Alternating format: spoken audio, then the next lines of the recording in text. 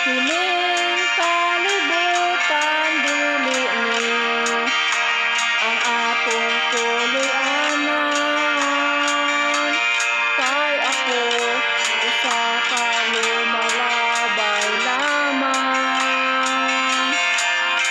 Ang atong puloy-anan tuwa sa langit, sa atong Dios giandam.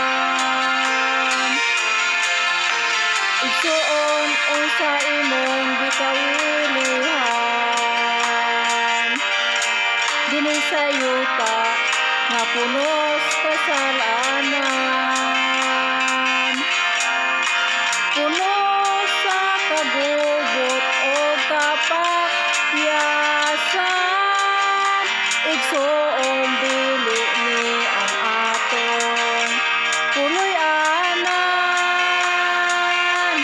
Adto ta sa langit nga arang kang tuy-an, din wala na'y kasakit nga atong matagamtan. Didto ta ninyo mag-uban, kauban ni Jesus sa langit nga puloy-anan.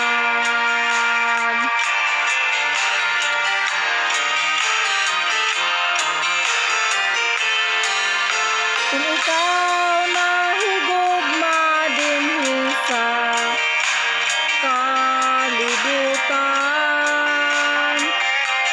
kay ang imong bahandi labaw pa sa uban. Igsoon sultihan ko ikaw, biyain ang tanan, ug magtigong tagbahandi didto sa langit nga puloy-an. Adto ta sa langit nga arang kang tuy-an, din wala na'y kasakit nga atong matagamtan. Didto ta ninyo mag-uban, kauban ni Jesus sa langit nga puloy-anan.